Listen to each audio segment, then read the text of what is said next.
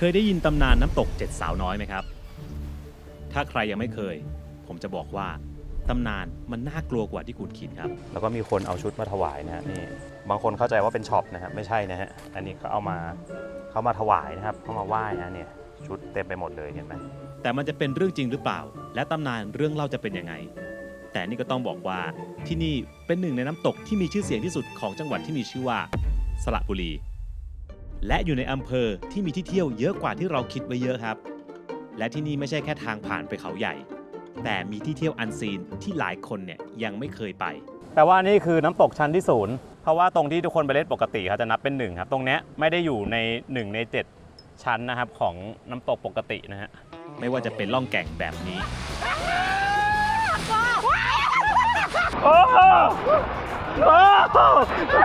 ไม่ไหวแล้วไม่ไหวแล้วทนไม่ได้แล้วลาก่อนและทั้งหมดนี้ครับคือการมาเที่ยวที่อำเภอมวกเหล็กจังหวัดสระบุรี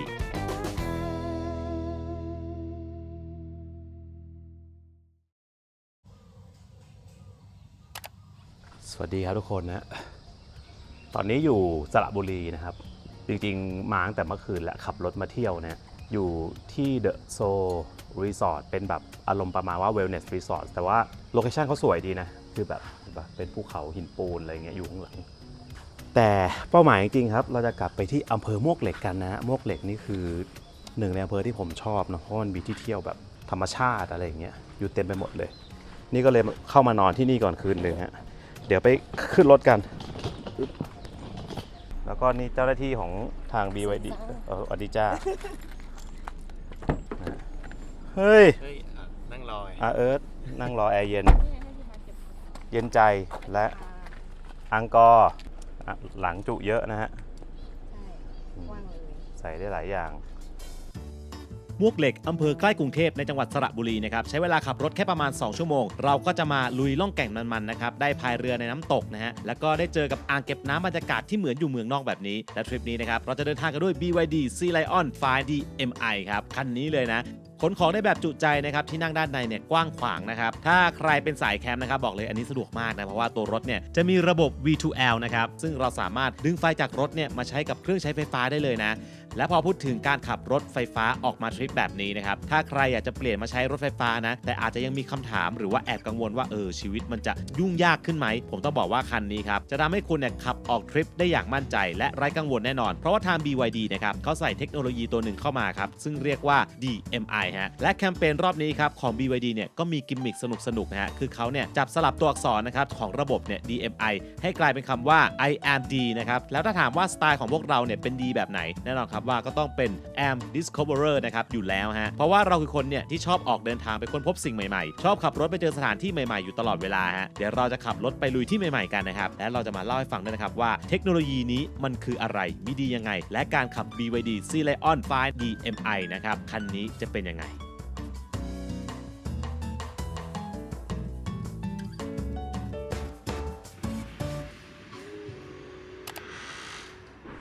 ถึงแล้วนะฮะถึงแล้วถึงไหนไม่รู้มวกเหล็กฮะเราว่าแวะคาเฟ่ก่อนนี่ชื่อร้านว่าเรนะครับบรรยากาศดีเลยแหละสวยจังต้นไม้เยอะมากมีไร่องุ่นด้วยว่าอยู่ต่างประเทศเนี่ยทุกคน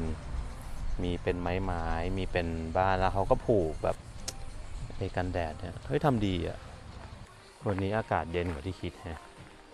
คือตอนแรกช่วงนี้ผมไปเที่ยวไหนใช่ไหมในไทยอ่ะมันก็จะแบบมีความอบอ้าวอ่ะเหมือนฝนจะตกอะไรอย่างเงี้ยแล้วก็ตกบ้างไม่ตกบ้างแต่แบบที่นี่แบบแดดออกแล้วลมดีใช้ได้เลยนะ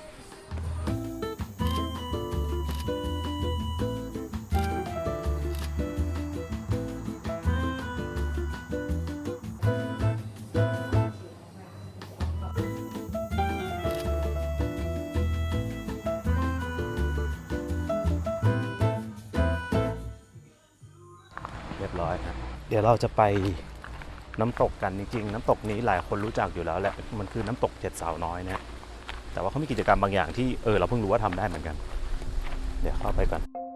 ในจังหวัดสระบุรีนะครับมีอยู่อำเภอหนึ่งครับที่มีชื่อว่ามวกเหล็กฮะที่นี่เป็นอำเภอที่ใหญ่เป็นอันดับ2รองจากอำเภอแก่งคอยนะและมีพื้นที่อยู่ติดกับอำเภอปากช่องจังหวัดนครราชสีมาด้วยครับหลายๆคนเนี่ยอาจจะรู้จักที่นี่ในฐานะทางผ่านไปเขาใหญ่แต่จริงๆแล้วเนี่ยนะครับมวกเหล็กเป็นอำเภอที่น่าสนใจนะคือแต่ก่อนเนี่ยนะครับมวกเหล็กเนี่ยเป็นส่วนหนึ่งของอำเภอแก่งคอยมาก่อนซึ่งพื้นที่โซนนี้ครับตั้งแต่อำเภอแก่งคอยมวกเหล็กปากช่องยาวไปจนถึงเขาใหญ่เนี่ยเคยเป็นที่รู้จักกันในฐานะดงพญาไฟครับนั่นก็คือป่ารกทึบที่เต็มไปด้วยสัตว์ร้ายอันตรายและไข้ป่าจนถึงขนาดที่ว่าถ้าใครเดินผ่านเส้นทางนี้ครับก็อาจจะมีคนที่ไม่รอดชีวิตกลับออกมาเลยนะแต่จุดเปลี่ยนคือในสมัยรัชกาลที่5ครับได้มีคำสั่งให้สร้างเส้นทางรถไฟหลวงสายแรกของไทยขึ้นมาก็คือสายกรุงเทพนครราชสีมาซึ่งมันก็คือเส้นทางที่ตัดผ่านพื้นที่ตรงนี้นี่แหละครับและทุกคนรู้ไหมครับว่าในช่วงเวลาที่เราสร้างเนี่ยครับมันไม่ง่ายนะฮะคนงานหลายคนเนี่ยต้องเจ็บป่วยล้มตายไปเพราะไข้ป่าครับหรือแม้แต่ลูกชายของวิศวกรใหญ่ชาวเดนมาร์กที่มาคุมงานก่อสร้างที่มีชื่อว่าดนุชลินราเบกนะครับก็เสียชีวิตที่นี่เหมือนกันครับซึ่งร่างของเขาเนี่ยก็ถูกฝังไว้หน้าสถานีรถไฟมวกเหล็กจนถึงทุกวันนี้นะและอีกเรื่องหนึ่งที่หลายคนอาจจะสงสัยก็คือทำไมต้องเรียกที่นี่ว่ามวกเหล็กด้วยล่ะคือเรื่องนี้ครับมันมีอยู่2ที่มานะฮะที่มาแรกนะครับมันเกี่ยวกับคำว่าหมวกเหล็กนี่แหละครับอ้าวแล้วมันคือหมวกของใครล่ะเขาเชื่อกันว่าในอดีตเคยมีการเจอหมวกเหล็กของนักรบโบราณนะฮะอยู่บริเวณลำธารครับเขาก็เลยมาตั้งเป็นชื่อหมู่บ้านครับก่อนที่มันจะเริ่มเพี้ยนครับกลายมาเป็นมวกเหล็กครับส่วนอีกที่มาหนึ่งครับอันนี้เป็นสายอิงกับธรรมชาตินะครับเขาเล่ากันว่ามันคือชื่อของพันไม้ชนิดหนึ่งครับที่มีขึ้นอยู่เยอะบริเวณแถบนี้ซึ่งมันมีลักษณะเป็นไม้เถาเลื้อยเนื้อแข็งนะฮะเขาก็เลยเอาไปเปรียบเทียบกับเหล็กนั่นเองซึ่งอันนี้ก็แล้วแต่นะครับว่าทุกคนอยากจะเชื่อที่มาไหนครับแล้วทุกคนล่ะครับรู้สึกว่าที่มาไหนมันดูน่าเชื่อถือกว่า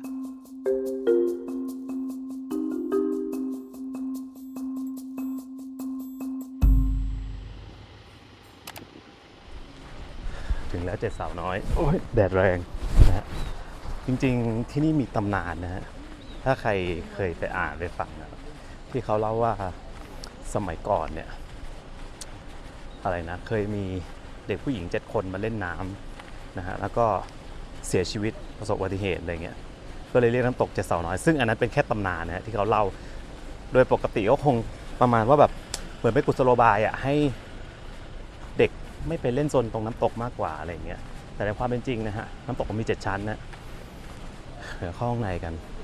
นผู้ใหญ่ชาวไทย20เด็ก10 บาทถูกมากแต่ชาวต่างชาติ100ผมเชื่อว่าทุกคนน่าจะรู้จักน้ำตก7 สาวน้อยกันใช่ไหมครับแต่ทุกคนรู้ไหมครับว่าที่มาของน้ำตกนี้เนี่ยนะครับต้องบอกเลยว่ามันน่ากลัวกว่าที่เราคิดนะฮะก็ต้องบอกนะครับว่านี่เป็นน้ำตกที่มีชื่อเสียงที่สุดแห่งหนึ่งในโซนสระบุรีแล้วนะครับคนส่วนใหญ่เนี่ยก็ชอบมาเล่นน้ำกันใช่ไหมเพราะว่าเป็นน้ำตกที่มีพื้นที่เยอะนะฮะน้ำไม่ได้แรงเกินไปและที่สำคัญคือบรรยากาศดีมีจุดที่สามารถนั่งเล่นนั่งชิลได้ซึ่งหลายๆคนเนี่ยอาจจะเคยได้ยินมาบ้างนะครับว่าที่มาของชื่อน้ำตก7 สาวน้อยเนี่ยมันมาจากตำนานหลอนเรื่องหนึ่งที่เขาเล่าต่อๆกันมาครับคือตำนานเล่าว่าตั้งแต่ยุคก่อนที่จะมีการตั้งอุทยานนี้ขึ้นมานะเคยมีหญิงสาวจำนวน7 คนเข้ามาเล่นน้ำในห้วยมวกเหล็กแต่แล้วโชคไม่ดีครับเกิดจมน้ำเสียชีวิตไปพร้อมกันทั้งหมดเลยฮะตั้งแต่นั้นมาครับชาวบ้านเขาก็เลยเอาชื่อ7 สาวน้อยเนี่ยมาตั้งเป็นชื่อน้ำตกตรงนี้ซึ่งปัจจุบันเนี่ยเขาก็ได้สร้างศาลเจ้าแม่7 สาวน้อยด้วยนะนี่ฮะอย่างที่ทุกคนเห็นครับสร้างเป็นรูปปั้นของผู้หญิงทั้ง7 คนในชุดไทยซึ่งกลางคืนไม่น่ามานะฮะเพื่อให้คนเนี่ยครับสามารถเข้ามาสักการะตามความเชื่อกันได้นะครับซึ่งอันนี้ก็เป็นมุมมองของตำนานนะฮะแต่จริงๆแล้วเนี่ยก็มีอีกมุมนึงนะครับที่เขาบอกกันว่าชื่อ7 สาวน้อยนะครับมันมาจากชื่อหมู่บ้านที่อยู่แถวนี้นี่แหละครับซึ่งมีชื่อว่าบ้านสาวน้อยครับรวมถึงตอนที่เจ้าหน้าที่เข้ามาสำรวจก่อนที่จะตั้งเป็นอุทยานเนี่ยนะครับเขาก็ไปเจอว่าน้ำตกเนี่ยมันมีทั้งหมด7 ชั้นครับก็เลยมาโยงกันครับกลายเป็นชื่อน้ำตก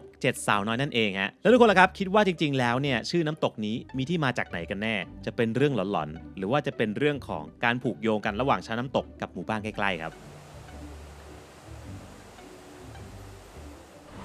บกิจกรรมพายเรือคายักน้ำตกชั้นที่1ฮะชั้น1ชั้น2ก็จะเป็นน้ำตกอย่างเงี้ยครับแต่ละชั้นเนี่ยคนก็มาเล่นน้ำกันเนาะแบบลงไปเล่นในน้ำเลยมันเล่นน้ำได้นะฮะน้ำตกชั้นที่2ถึง7 700 เมตรน้ำตกชั้นที่1 50 เมตรนะครับอันนี้ก็คื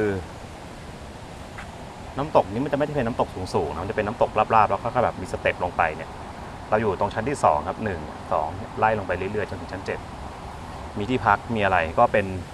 อุทยานแห่งชาติ7 สาวน้อยน้ำตกชั้นที่1ครับก้านเหลืองนะฮะจริงๆความตั้งใจคือไม่ได้มาสำรวจน้ำตก7 ชั้นนะครับแต่ว่าตั้งใจจะมาพายเรือคายักที่น้ำตกชั้นที่1ซึ่งพูดว่าไงดีเราก็เพิ่งรู้ว่ามันทำแบบนี้ได้นะแต่เดี๋ยวไปดูก่อนว่ามันมีอุปกรณ์อะไรยังไงเราไปดูสิ่งศักดิ์สิทธิ์ของที่นี่ก่อนดีกว่านะครับ ตรงนี้มีศาลนะครับก็แต่เขาเขียนว่าเป็นอนุสรณ์7 สาวน้อยแล้วก็มีหุ่นนะครับเป็นสุภาพสตรี7 ท่านอยู่ตรงนี้ครับศาลเจ้าแม่7 สาวน้อยนี่แล้วก็มีคนเอาชุดมาถวายนะฮะนี่บางคนเข้าใจว่าเป็นช็อปนะครับไม่ใช่นะฮะอันนี้เขามาถวายนะครับเขามาไหว้นะเนี่ยชุดเต็มไปหมดเลยเห็นไหมส่วนตรงนี้คือศาลเจ้าพ่อบุญลือเจ้าแม่ไทรทองนะครับเป็นไม้เก่ามากมีเตา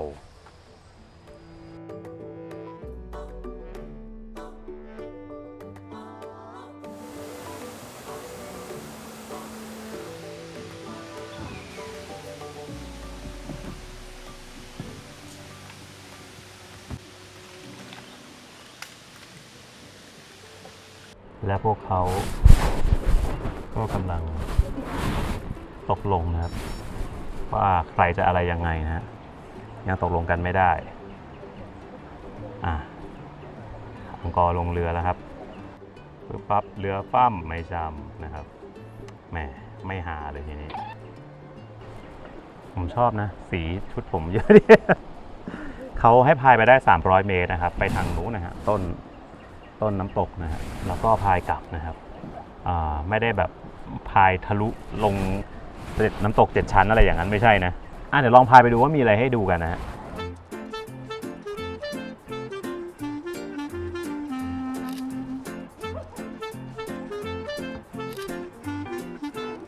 โอเคขอบรรยายบรรยากาศนะครับระหว่างพายเรือไปฮะก็ต้องบอกว่ารอบๆนี้เป็นป่าหมดเลยนะครับแล้วก็มีเสียงนกเสียงแมลงแบบธรรมชาติมากๆนะฮะเพราะนั้นทุกคนมาพายเนี่ยก็จะเป็นการพายชมธรรมชาตินะครับในน้ำก็จะมีพืชน้ำขึ้นอยู่นะครับก็พันเขาเรียกว่าอะไรนะพันไม้พายบ้างเล็กๆน้อยๆครับไม่ได้พายยากอะไรน้ำนิ่งข้อดีของน้ำนิ่งก็คือพายง่ายนะพายแล้วก็ไปเลยเนี่ยไม่ต้องออกแรงเยอะ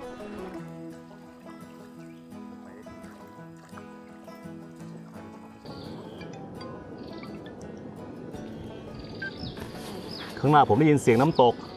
ข้างหน้ามีน้ำตกที่ซ่อนอยู่และนี่แหละครับคือ Hidden Gem ที่คุณจะต้องพายเรือมาเท่านั้นเอาละไปนี่ทุกคนน้ำตกรับชั้นรับไหมวะ โอ้มันมีน้ำตกตรงนี้อีกชั้นหนึ่งนี่แหละฮะเป็น Hidden Gem ที่ซ่อนอยู่ดูสิมันแรงมากทุกคนน้ำตกมันแรงมากมันพัดฉันออกมาแล้วแต่ว่านี่คือน้ำตกชั้นที่0เพราะว่าตรงที่ทุกคนไปเล่นปกติเขาจะนับเป็น1ครับตรงนี้ไม่ได้อยู่ใน1 ใน 7 ชั้นนะครับของน้ำตกปกตินะฮะต้องพายเรือมาเท่านั้นเพราะนั้นถือว่าเป็น Hidden ของที่นี่นะฮะแต่ว่าตอนนี้ผมต้องวางกล้องแล้วเพราะเรือผมจะชนแล้ว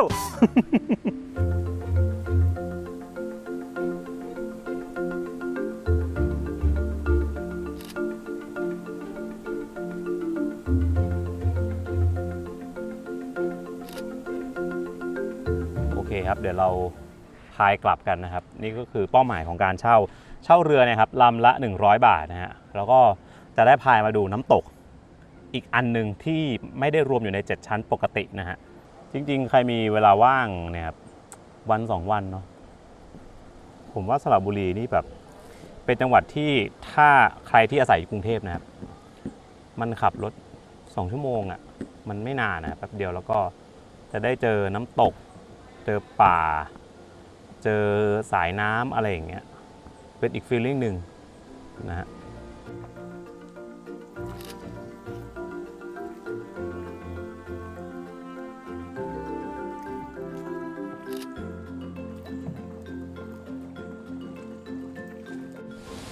ที่เจ้าหน้าที่บอกว่าน้ำตกชั้น4สวยก็เลยไปก็ไปตอนแรกว่าแบบจะไม่ดูแล้วนะฮะโซนนี้ก็เงียบกว่าตรงนั้นชั้น4สวยแปลว่าชั้น4น่าจะสูงหน่อยน้ำตกชั้นที่4นะครับอาจจะยางนานะครับพูดเล่นยางนาก็ตั้งตามชื่อต้นไม้สวยจริงด้วยน้ำตกนี้มันจะเป็นเหมือนห้องนะห้องหนึ่งแล้วก็แบบคนก็ลงไปเล่นน้ำได้เห็นไหมตรงนี้ก็มีให้พายเหมือนกันนะดูหน้ามันกว่าอีกมีสะพานนะครับ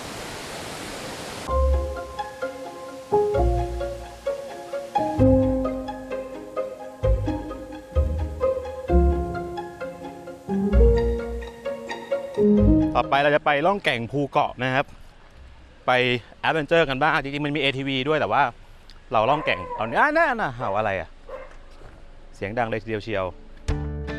ระหว่างที่จะไปต่อนะครับผมจะมาแชร์ให้ฟังนะครับว่าเทคโนโลยีของ BYD เนี่ยที่เกริ่นในตอนต้นเนี่ยมันคืออะไรนะเทคโนโลยีนี้นะครับเขาเรียกว่า DMI ครับเป็นเทคโนโลยีที่ตอบโจทย์คนที่อยากได้ฟีลลิ่งการขับรถแบบ EV นะแต่อาจจะยังไม่พร้อมไปใช้รถ EV แบบ 100% นะถ้าถามว่าเพราะอะไรนะครับอธิบายง่ายๆครับนี่คือรถยนต์ไฟฟ้าที่เติมน้ำมันได้นั่นเองนะโดยระบบเขานะครับจะเป็นมอเตอร์ไฟฟ้าเป็นหลักส่วนเครื่องยนต์นะครับก็จะทำหน้าที่เติมไฟกลับมาที่แบตเตอรี่ครับแต่ถ้ามีสถานการณ์ไหนที่ต้องใช้กำลังมากขึ้นนะตัวเครื่องยนต์ครับก็จะทำงานคู่กับมอเตอร์ในการขับเคลื่อนผลที่ได้ก็คือฟีลลิ่งตอนที่เราขับเนี่ยหรือว่าตอนที่เรานั่งกันอยู่ในรถเนี่ยนะครับมันจะเงียบนุ่มแล้วก็ตอบสนองไวเหมือนกำลังขับรถ EV 100% อยู่นั่นเองนะส่วนเรื่องพละกำลังครับไม่ต้องห่วงนะฮะเวลาขับรถออกต่างจังหวัดครับก็ต้องมีจังหวะเร่งแซงหรือว่าขับขึ้นบนดอยอะไรแบบนี้ใช่ไหมบอกเลยนะครับว่าเหยียบปุ๊บมาปั๊บครับเอาอยู่ทุกเส้นทางครับโดยเฉพาะเรื่องความประหยัดฮะถ้าคุณชาร์จแบตเต็ม1ครั้งเติมน้ำมัน1ถังนะคันนี้สามารถวิ่งยาวๆได้ถึง 1,200 กิโลเมตรนะครับและถ้าตอนที่รถเบรกอยู่หรือว่าตอนลงจากเขานะครับตัวรถยังสามารถรีเจนนะครับไฟกลับมาที่แบตเตอรี่ได้ด้วยนะอันนี้ครับจะยิ่งช่วยให้ประหยัดมากขึ้นอีกลืมการแวะปั๊มหรือว่าต้องมานั่งแพลนหาจุดชาร์จระหว่างทางไปได้เลยนะสรุปง่ายๆครับคือได้ทั้งความแรงแล้วก็ความสมูทแบบรถไฟฟ้าแต่ประหยัดแบบสุดๆให้เราเนี่ยนะครับขับทั้งทริปได้แบบมั่นใจไร้กังวลแน่นอนฮะ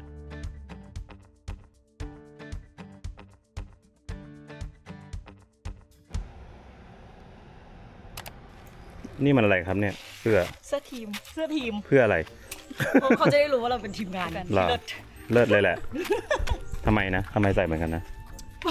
มันไม่ได้นัดกันบังเอิญหยิบมาเหมือนกันหยิบออกมาจากกระเป๋าแล้วก็แบบเย็นพรุ่งนี้พี่จะใส่ตัวนี้เนาะพี่จุ๊บเย็นก็หยิบเพิ่มไปก็เลยมันดูใช่ นั่นแหละวันไหนที่มันต้องเละๆเปื้อนๆมันจะใส่เสื้อของบริษัทมันจะ ไม่จริงทุกคน มันจะใส่ ไม่จริงค่ะไม่จริงค่ะ เห็นกันอยู่ จริง โอเคฮะถึงแล้วครับนี่มีอุปกรณ์มากมายพร้อมหมวก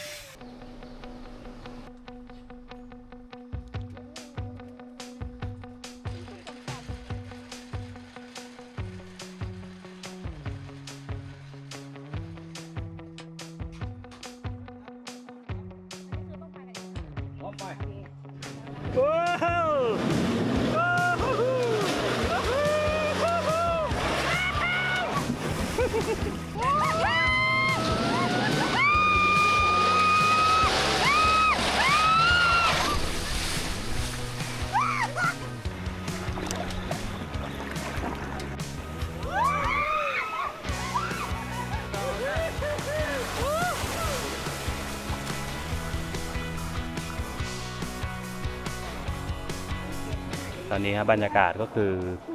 ชมธรรมชาติครับมีร่มเป็นจุดๆนะฮะแล้วก็เขาให้เราพายเองนะฮะแต่เดี๋ยว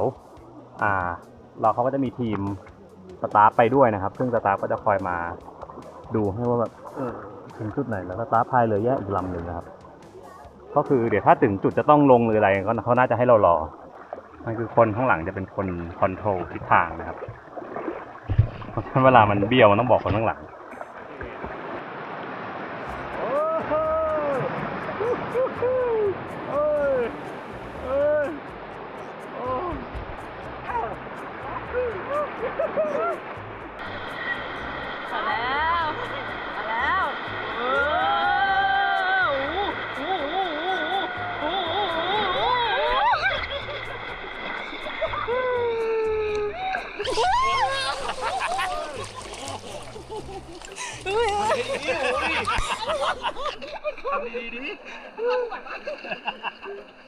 นี่ครับนี่คือสุภาษิตครับว่าลงเรือลำเดียวกันนะครับก็ตายด้วยกัน3 คนลาก่อนนี่เข้าต้นไม้ก็เข้านี่อังกอร์ดูไว้ลูกคนที่ไม่สามัคคีก็จะเป็นอย่างนี้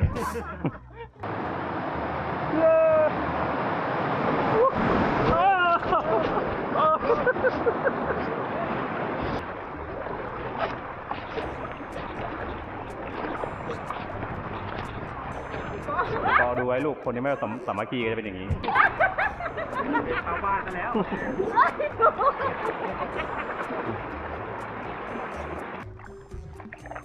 ตามขึ้น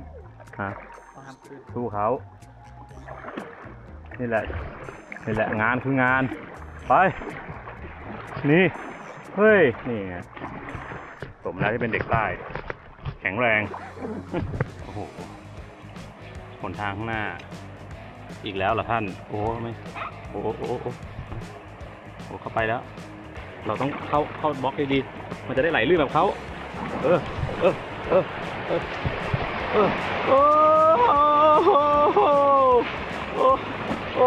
อ้ยยังก็โอ้โห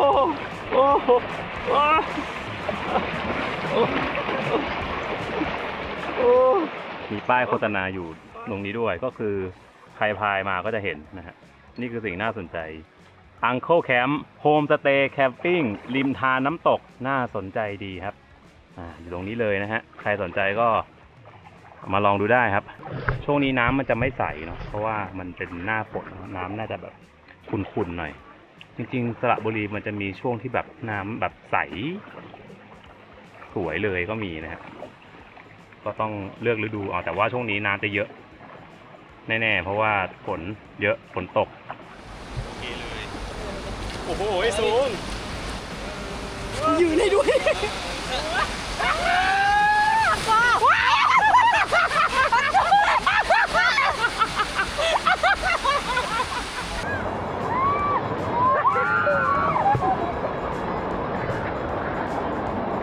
เมื่อกี้ฮะมัน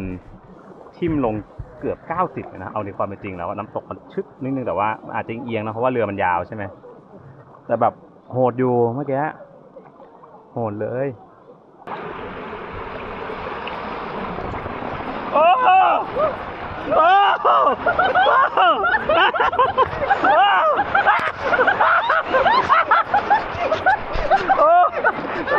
ไม่ไหวแล้วไม่ไหวแล้วทนไม่ได้แล้วโอ้ลาก่อนลาก่อนอะไรวะเนี่ยอังกอดูไว้ลูกคนที่ไม่สามัคคีก็จะเป็นอย่างนี้โอ้ยไม่ไป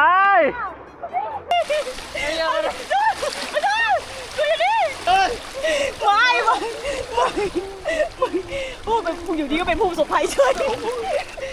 เฮ้ย เย็นเกิดอะไรขึ้นก็ขึ้นสละเรือทั้งคนไม่ไหวไม่ตลาดเรือเลยพายอยู่ไหนอ่ะนี่ไง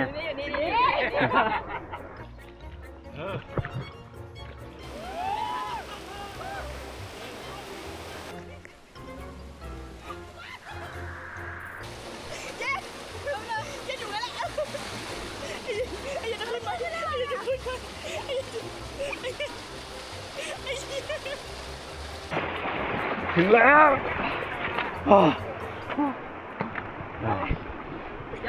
น่าจะปล่อยเอิร์ธไปคนเดียวลำหนึ่งอยากรู้โอ้โหมันเธอคือมากกว่าชั่วโมงหนึ่งแน่นอนสิ้นสุดปลายทางจะมีไม้ไผ่กั้นอะไรเขาแล้วเขาไม่ลื่นครับโอ้โหมีนี่โหมีนวัตกรรมส่งรถไปนี่กลับมาขึ้นรถแล้วนะครับเปิดแอร์สบายใจเย็นฉ่ำสนุกมากนะครับที่นี่คนละ350 บาทนะครับก็ปิดประมาณบ่าย 3เนาะบ่าย 3เพราะว่ามันล่องประมาณชั่วโมงกว่าๆนะครับถ้าเกิดว่าหลังบ่าย 3มาเดี๋ยวมันจะมืดนะฮะสนุกครับสนุกทุกคนมาลองเลยนะครับไปดูช็อตอังกอร์ทาวชีฟ้าอีกครั้งหนึ่งครับไม่ไหวแล้วไม่ไหวแล้วทนไม่ได้แล้ว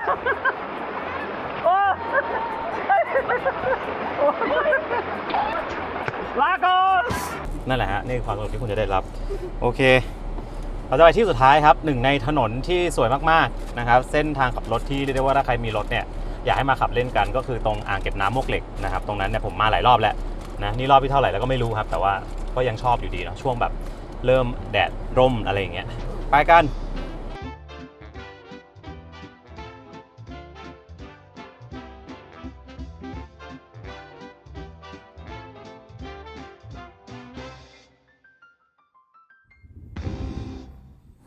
ถึงแล้วครับตรงนี้คืออ่างเก็บน้ำมวกเหล็กนะฮะสวยมากเขาชอบมาตั้งแคมป์กันนะแล้วก็แบบมีน้ำเยอะมากครับแล้วก็เป็นถนนเส้นหนึ่งที่แนะนำให้ขับรถเที่ยวดูนะฮะไปเดี๋ยวเราไปดูความสวยกัน และที่มวกเหล็กครับเขามีอ่างเก็บน้ำที่บรรยากาศดีมากครับรู้จักกันในชื่ออ่างเก็บน้ำมวกเหล็กฮะที่นี่ถูกสร้างขึ้นมาเพื่อแก้ไขปัญหาน้ำขาดแคลนนะครับในช่วงหน้าแล้งฮะโดยเริ่มก่อสร้างตั้งแต่นู่นเลยครับปีพศ 2555 แล้วเสร็จในปี 2560 นะซึ่งทุกคนรู้ไหมครับว่าเมื่อก่อนเนี่ยตรงสันอ่างเก็บน้ำเนี่ยนะครับเขาไม่อนุญาตให้คนทั่วไปเข้าไปเที่ยวได้เลยนะจะเปิดแค่ช่วงที่มีงานอีเวนต์พิเศษเท่านั้นนะครับเช่นงานวิ่งงานปั่นจักรยานจนกระทั่งเมื่อไม่กี่ปีที่ผ่านมานี้นะครับเจ้าหน้าที่เขาตัดสินใจครับเปิดให้เที่ยวสันอ่างเก็บน้ำอย่างเป็นทางการครับตรงนี้ก็เลยกลายเป็นที่เที่ยวอันซีนที่ใหม่ของสระบุรีนะและถ้าช่วงเวลาที่แสงสวยที่สุดนะครับผมแนะนำมาช่วงเย็นๆนะตรงนี้จะเป็นจุดที่เราสามารถชมพระอาทิตย์ตกได้บรรยากาศก็จะดีขึ้นไปอีกขับมาถึงจุดชมวิวนะครับจริงก็มีคนมานั่งเล่นยืนเล่นเยอะเหมือนกันนะวิลสันอยู่ก็ตะโกนก็สวยจริงนะฮะแดดล่มไม่ล่มด้วยแดดร้อนแต่ว่าลมเย็นลมเย็นจริงตรงเนี้ยจริงๆนี่ก็จบทริปแล้วนะครับเพราะว่าเราตั้งใจมาที่นี่เป็นที่สุดท้ายครับก่อนนะครับกลับกรุงเทพก็จะกะแบบนั่งชิวๆนะฟังเพลงเบาๆนะครับเบามากเพราะไม่อยากรบกวนคนอื่นนะ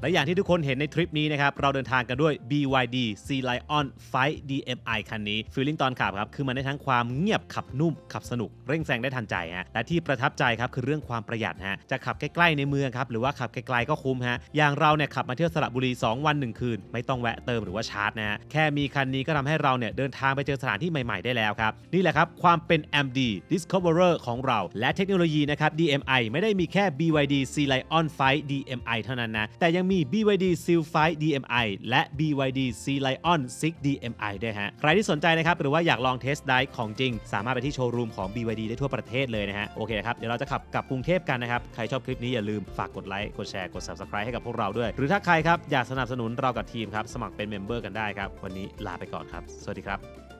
และตอนนี้นะครับถ้าใครกำลังดูใน YouTube อยู่นะครับเรามี Membership นะครับเปิดให้ทุกคนเนี่ยเข้ามาสมัครกันแล้วนะเดือนละประมาณ80 บาทครับคุณจะได้รับเป็นอีโมจิพิเศษที่ใช้ได้เฉพาะสมาชิกและมี Loyalty Badge นะครับซึ่งเป็นชาวบ้านวิลสันนะครับซึ่งแต่ละอันนะครับจะไม่เหมือนกันนะก็จะบอกว่าคุณเป็นผู้สนับสนุนเรามาแล้วกี่เดือนนะครับและเดี๋ยวในอนาคตครับเราอาจจะมีคอนเทนต์พิเศษนะครับสำหรับ Member ด้วยครับก็รอติดตามกันนะเพราะฉะนั้นนะครับใครอยากสนับสนุนเรากับทีมงานครับไปกดสมัครเลย